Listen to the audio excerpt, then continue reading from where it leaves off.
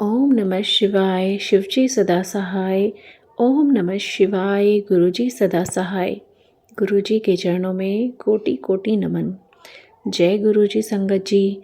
स्वागत है आप सभी का फ्रेग्रेंस ऑफ गुरुजी चैनल पर और मैं हूं आपके साथ मनीषा। संगत जी, आज लाई हूं आपके लिए दिव्य आभा का अध्याय 94, जिसका शीर्षक है तथास्तु।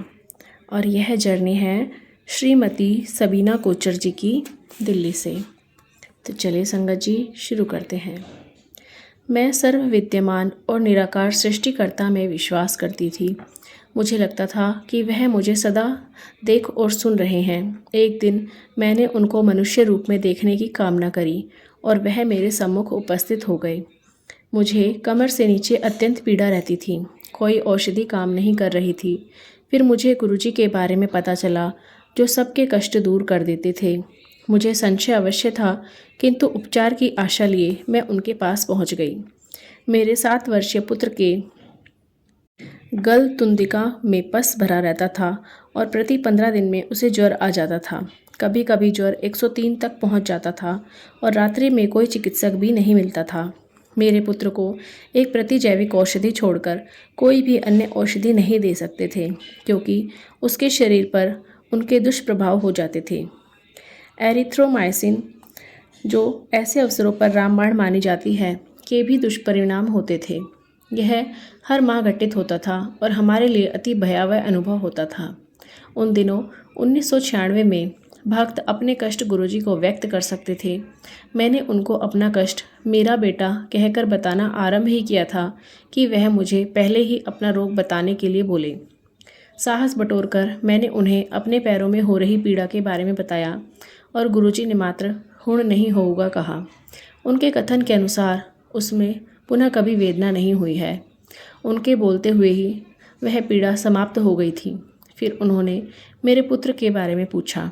मैंने उसे विस्तार में ना बताकर केवल इतना कहा कि उसके गले में सूजन है।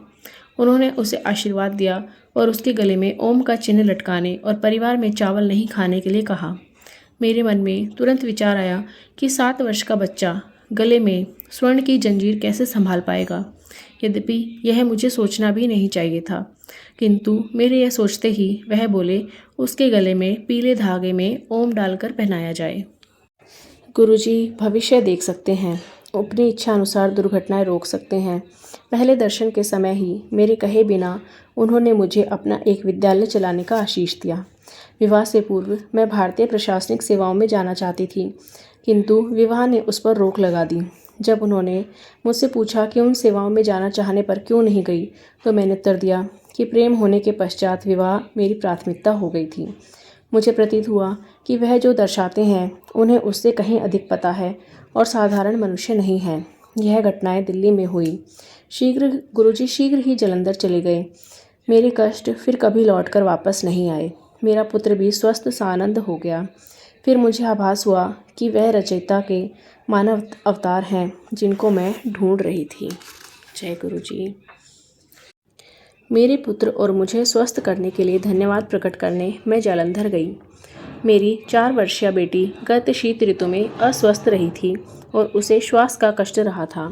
यह जानते हुए कि अस्थमा या श्वसन शोध कितना बुरा हो सकता था, मैं उसके बारे में चिंतित थी।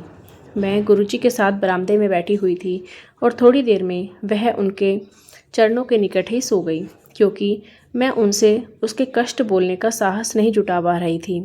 मैंने उनसे मन ही मन में विनती करी। मेरे मन में यह विचार आते ही उन्होंने अपना एक पैर उसकी नन्ही पीठ पर रख दिया। उनका उत्तर समझते हुए मेरे मन में आया कि अब कभी भी उसे तीव्र औषधियों की आवश्यकता नहीं पड़ेगी। उस दिन से मेरी बेटी को कोई श्वास संबंधित रोग नहीं हुआ है। जय गुरुजी। प्रसाद की उत्पत्ति। पुराने अनुयायियों ने मुझे बताया था कि गुरुजी अपने हाथ में सचखंड दिव्य प्रसाद प्रकट करते हैं। मुझे क्या पता था कि एक दिन वह मुझे भी प्रसाद देंगे।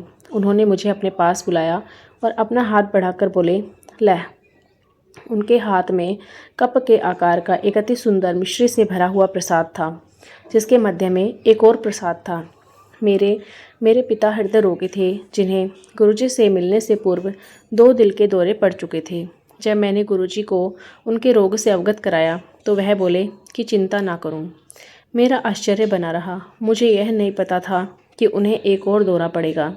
हम उन्हें निकटतम चिकित्सालय में ले गए, जहां चिकित्सकों ने उनके बचने की आशा कम बतलाई। मैंने अपने पति को घर से गुरुजी का सचखंड प्रसाद लाने के लिए कहा। गहन चिकित्सा केंद्र में जाकर मैंने अपने पिता, जो जीवन रक्षा उपकरणों पर थे, की जीवा के नीचे थोड़ा सा प्रसाद घुलने की आशा के साथ रख दिया। उसके आधे घंटे के पश्चात लिए गए ईसीजी के अनुसार उन्हें केवल अपच की समस्या थी। वह उनके वहां प्रविष्ट होने पर लिए गए परीक्षण जैसा गंभीर नहीं था। मेरे पिता के चिकित्सालय से निकलते ही हम जालंधर गए। मेरे प्रवेश करते ही गुरुजी ने मुझे अपने पास बुलाया और अपने अनुभव सुनाने के लिए कहा। यह पिता वाली घटना भी। मेरा विश्वास है कि जब गुरुजी सत्संग सुनाने को कहते हैं तो सुनाने वाला, सुनने वाले और अब पढ़ने वाले सबको उनका आशीर्वाद मिलता है। मेरे पिता को लिम्फोमा, लसिका ग्रंथियों, गांठों का कैंसर हो रहा था। मैं गुरुजी को बताने गई परंतु कह नहीं पाई। मैंने सुना था कि भक्तों के कष्टों को दूर करने के लिए वह कष्ट अपने ऊपर अंतरित कर लेते हैं और उस दिन वह कष्ट में लग रहे थे। मैं कुछ कहे बिना ही लौट आई। 1 सप्ताह के पश्चात गुरुजी ने कहा कि उन्होंने मेरे पिता को कैंसर से मुक्त कर दिया था।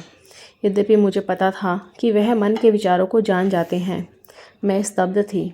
पुनः किए गए परीक्षण इसका प्रमाण थे और उन्होंने चिकित्सकों को उलझा दिया था। जय गुरुजी। माँ उनकी अनुयायी बनी। मेरी माँ मधुमेह से पीड़ित थी। उनकी काया स्थूल थी और ना वह अपने भोजन का ना ही अपनी औषधियों का ध्यान रखती थी। एक दिन उनका रक्तचाप 200 तक पहुँच गया और उन्हें शैया पर पूर्ण विश्राम करने के लिए कहा गया। जब मैंने इसका उल्लेख गुरुजी से किया तो वह बोले कि मैं चिंता ना करूं और एक दिन वह दिखा देंगे कि वह कौन है। वर्ष बीत गए और वह स्वस्थ सानंद रही, अपने नित्य के इंसुलिन लिए बिना ही। एक दिन गुरुजी ने कहा कि उन्होंने मेरी माँ की रक्षा करी है। उनके कहने के कुछ समय उपरांत ही मेरी माँ अपने हाथ में एक परीक्षण का परिणाम लेकर खड़ी थी, जिसमें लिखा था कि उन्हें छोटी आंतों का क्षय रोग और मलाशय के कैंसर का संशय था। उनके पांव तले मानो जमीन खिसक गई और वह भागी हुई गुरुजी के आशीर्वाद के लिए आई। उस समय गुरुजी को अपनी व्यथा बताना निषेध था, अतः वह लंगर और प्रसाद लेकर वापस चली गई। अगले दिन सब परीक्षण 1 सप्ताह पहले किए हुए परीक्षणों के बिल्कुल विपरीत आए। चिकित्सक विस्मित होने के साथ प्रसन्न भी थे कि रोग के कोई लक्षण नहीं है। उन्होंने उनकी अवस्था को मधुमेह अतिसार का नाम दिया। अगले दर्शन के समय गुरुजी ने उनको अपना मधु परीक्षण करवाने को कहा। फिर उन्होंने मेरी ओर देखकर पूछा कि यह कैसे हुआ। मैं उनके इस कथन का गूढ़ अर्थ समझ नहीं पाई। कुछ दिन के पश्चात मेरी माँ ने मुझे फ़ोन पर बताया कि उनके मधु का परिणाम 160/130 था, जबकि वह कई वर्षों से 280/260 रहा करता था। फिर उन्होंने मुझसे पूछा यह कैसे हुआ। तब मुझे समझ आया कि गुरुजी मुझे माँ की प्रतिक्रिया कैसी होगी इस बारे में बता रहे थे। अपने परीक्षण से मेरी माँ को संतोष नहीं हुआ और उनके विचार में अवश्य कोई गलती हुई थी। जब उन्होंने पुनः अपने मधु का परीक्षण कराया तो परिणाम 113/99 आया। गुरुजी ने मेरी माँ को एक दिन सिद्ध कर दिया था कि वह कौन है। जय गुरुजी। 5 वर्ष की अनुपस्थिति। वर्षों पूर्व मेरा हीमोग्लोबिन का स्तर निरंतर गिर रहा था। एक दिन गुरुजी ने कहा कि यदि मुझे उस रोग का ज्ञान हो गया जो मुझे है तो मैं अपने स्थान पर खड़ी नहीं रह पाऊंगी। मुझ में उनसे पूछने का साहस नहीं था, क्योंकि मुझे ज्ञात था कि वह हर रोग का हरण कर सकते हैं। मैंने उनसे मुझे रोग मुक्त करने की विनती करी। मेरे पति और मुझे 5 वर्ष के लिए उनसे मिलने या उनका चित्र देखने को भी मना कर दिया गया। हमें यह बात किसी को बतानी भी नहीं थी। 5 वर्ष व्यतीत हो गए। जीवन में हम उत्तरोत्तर प्रगति करते रहे, किंतु उनकी अनुपस्थिति का सदा अभाव बना रहा। एक दिन मैंने उनसे उनके चित्र के लिए प्रार्थना करी, जो स्वयं ही मेरे पास पहुंच जाए, क्योंकि मैं उसके लिए किसी को बोलना नहीं चाहती थी। उनका चित्र उस अकेली पत्रिका में जो मेरे पति मंगाते थे आया। बाद में मुझे बताया गया कि वह संयोग नहीं था। कुछ दिन के पश्चात मुझे अपना दम घुटते हुए लगा। हर सांस लेने में अत्यंत कठिनाई हो रही थी। मैं अपने पति और माता पिता को फ़ोन कर केवल इतना कह पाई कि मुझसे सांस नहीं लिया जा रहा है। मेरा बेटा ऑक्सीजन का सिलेंडर लेने चिकित्सालय भागा और मेरी बेटी ने पड़ोसियों को बुलाया। सबको चिंता थी। अकेले में मैंने उनके चित्र के समक्ष उनको कहा कि मुझे श्वास लेने में कठिनाई हो रही है। तुरंत ही मुझे अपनी गर्दन के पीछे सिर और मेरुदंड में अनूठी संवेदना हुई और सांस आने लगा, परंतु मेरे पैरों में कोई जान नहीं थी। गुरुजी ने एक बार मुझे बताया था कि यदि उनके चित्र के समक्ष कुछ भी कहें तो वह सुनते हैं। मुझे एक निकट के चिकित्सालय में ले जाया गया।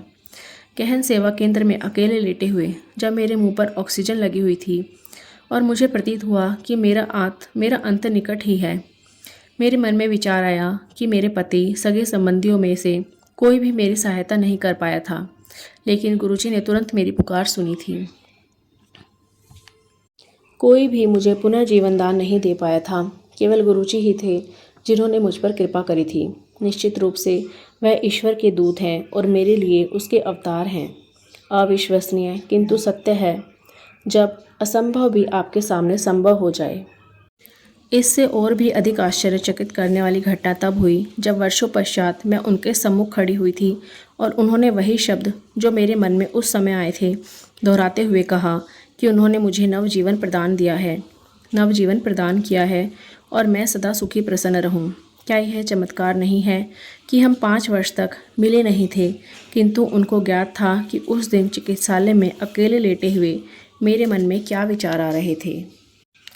एक बार उन्होंने कहा कि चिकित्सक अपना कार्य करते रहेंगे।